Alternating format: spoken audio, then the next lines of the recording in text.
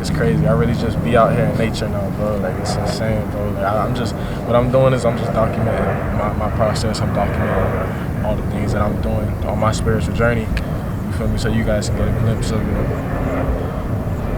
what you might have to expect. You feel me? You're gonna have to go out in nature, bro. You're gonna have to go out and do stuff like this. You know what I'm saying? It's crazy because, like, the other day I was out here recording and I felt like I noticed it. It's like I'm in tune with my animal, my primal part of my body. It's insane because, like, when I'm sitting here meditating, I'm listening to all the sounds around me. I'm becoming more and more in tune with nature.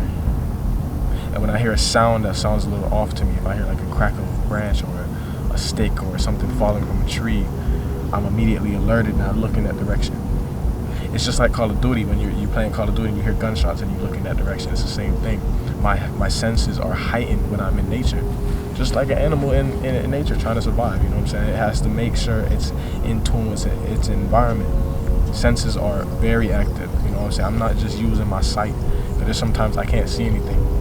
I'm in the middle of this forest. You guys can't see the forest, but there's a forest in front of me.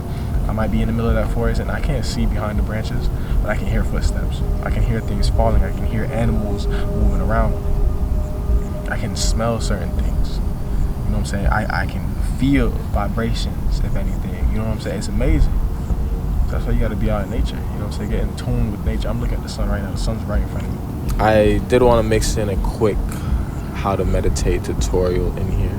So one thing before you meditate, you do want to make sure that you're very relaxed. You want to make sure you stretch. I'm starting to realize the importance of stretching. So you want to make sure you stretch before you meditate because you don't want to try to focus on your breathing and try to go into deeper states of meditation and the only thing you can think about is how much your back hurts or how much your leg hurts. You know what I'm saying? So make sure you stretch it out. Make sure your bodies and your joints, you release any tension or any energy that's in it. Your body's completely relaxed. So you go into meditation, you're going to want to breathe in through your nose and you're going to pay attention to your body as it expands. And you are going to breathe out through your mouth and you're going to pay attention to your body contract. Pay attention to that soul breathing. You know what I'm saying? You just be conscious of your body, be conscious of your breathing, and be conscious of your body. It's crazy. It feels so lit, bro. Like, meditation is like regenerating my body. I came out here yesterday. I was high as hell. Not high as hell, but like I hit I forgot what it's called, but like it's like one of those bowls, you know what I'm saying? Where you just light it and then you just, you hit it like a few times, just a little dab, And I was telling myself, nah, I don't want to do this with weed, you know what I'm saying? But I was like, fuck it, I'm gonna smoke to see what the side effects are. I'm gonna see how I feel different from how I'm doing this video right now. And I noticed that like I was able to feel things more, you know what I'm saying? When I was meditating, I would feel it a lot deeper. I was able to feel the 432 hertz music more deeper, but me trying to talk, it just didn't come out, it didn't flow as well as it does right now. A lot of ideas would come in my head, so many ideas would come in my head. I would get so many downloads at once that I would lose track of what it is that I was speaking of. You know what I'm saying? I would go so deep into one detail that I lost the main idea. You know what I'm saying? And like, I feel like weed, you just don't be dependent on it. I think it's a good tool to use for your spiritual journey, but I don't think you should be dependent on it. Like, if you have to smoke weed every single time you meditate, you have to become a slave to that weed, bro. If you have to smoke weed every time you make music, you become a slave to that weed. That weed, you feel like you need that weed to function, and that's not how it goes, bro. You shouldn't need a drug to function. You shouldn't need a drug to get to a higher level of consciousness. I should be able to sit right here, right now, breathe, and feel the same exact way I do even on the weed, bro. You feel me? So like, just don't become dependent on weed. I know a lot of people ask about that. How does weed pertain to a spiritual journey? I think it's a good tool. It's gonna help you to get tapped in tune with a higher level of consciousness. But you need to be able to reach that on your own, naturally, without the weed. Because once you need that weed to get there, you become a slave to it. And any type of slavery is dependency. You know what I'm saying? I can talk about slavery right now, bro. I can talk about how, as much as the slaves were slaves to the white people were slaves to the black people. And you guys may think, oh, how does that even make sense?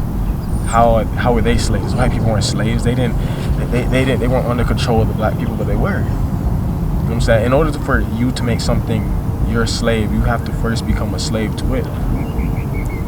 The white people enslaved the black people and made it so that the black people would have to pick cotton and basically do all the work and labor so their businesses could thrive. The black people were slaves in the sense that they had to pick the cotton every single day. They were forced to work without any pay. They got nothing in return. You see that? I hear sounds, and when I hear sounds, I look just like an animal. It's amazing. It's so crazy. But the white people were also slaves to the black people, because if the black people stopped working, if the slaves stopped working, now their business would fall. Their business would go out of business. It would stop working because it's their business, and they were slaves to the black people. It works both ways, bro. Once again, it's a cycle. I keep telling you about the yin and yang. You know what I'm saying? It's a lot deeper than y'all think. It's not just a dark side and a light side. It goes deep into dimensions. You know what I'm saying? On this dimension, yeah, we see the dimension of duality. The egoic mind sees duality. But if you go a dimension above, you go to the dimension of God.